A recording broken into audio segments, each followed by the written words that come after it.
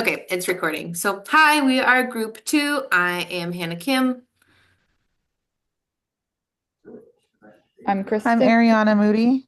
Oh, I don't know who. I'm Kristen. There you there we I'm go. Ariana. go. Okay, go ahead, Ariana. I'll go ahead and so I'll go ahead and start. I went ahead and read the 2012 Horizon Report from Europe on their European Schools Edition. And that one basically did talk about a lot about technology and emerging technology and the importance of integrating innovative technology within the classroom, within curriculum, looking at ethical policies of using technology with students and adult learners alike. The critical role that digital literacy does play in a classroom and in an educational setting, and the importance of how critical it is to provide teachers with professional development to further their pedagogy in technology. Yeah, me and Kristen were in a group last week and we talked about like the importance of professional development for the teachers, specifically in technology, so that they can then, pass that information along to their students. So, Mhm. Yep. was there anything else from that article that you found interesting or that you found like applicable to where you're teaching?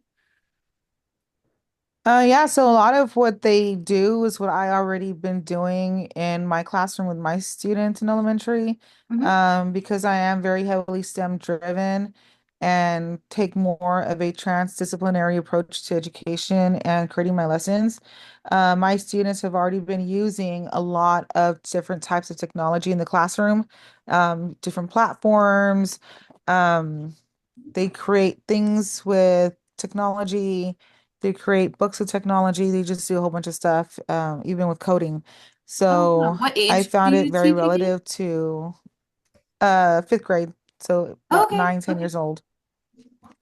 That's Yeah. really interesting. And And so, then in my, go huh? ahead. Sorry. No, no, no. I was going to ask you a question. Go ahead. Oh, oh, so I was also previously an instructional coach. So when I would do PLCs with my teachers, I would always embed time for them to collaborate and always add an instructional component for technology where I can train them and show them how to use a new tool each week. Yeah, that's really important, I think. So I can talk about my article. I read a 2023 Horizon report about AI.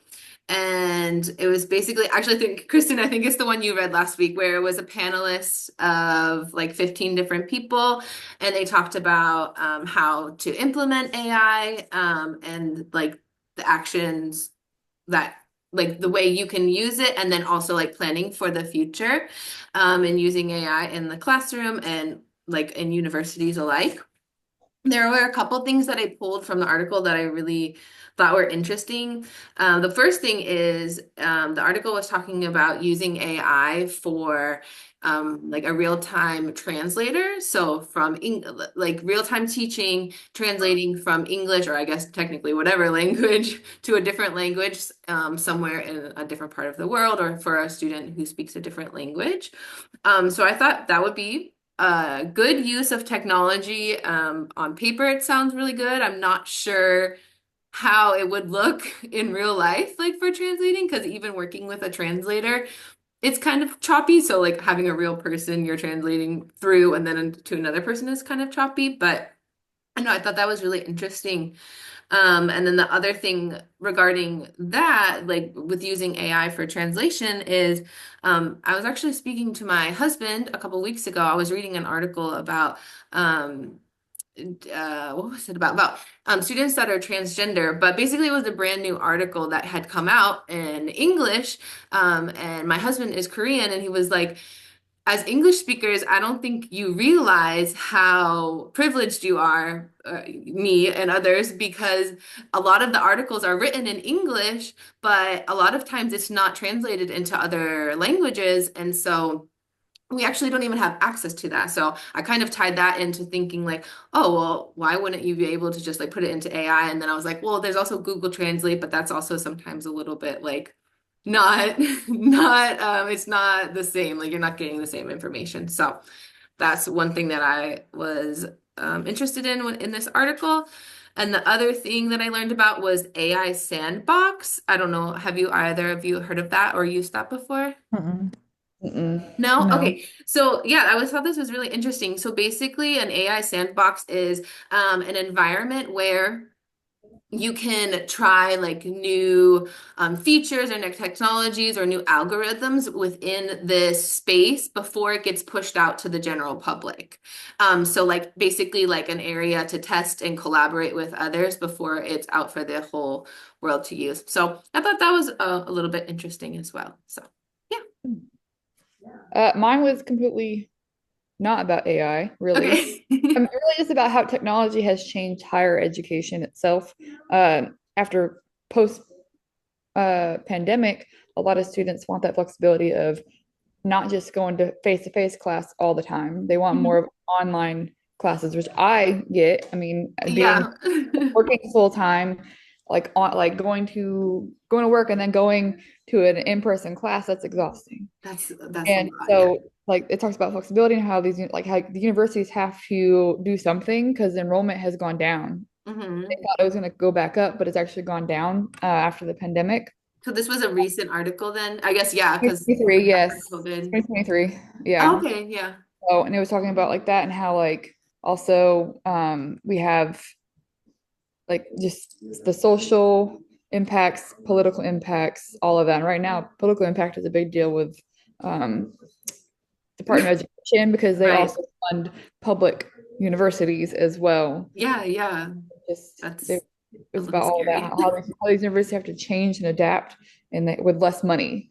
Right. Our tuition has gone up, but they still don't have enough money because it hasn't gone up like enough for them to, For it to like kind of compensate. yeah.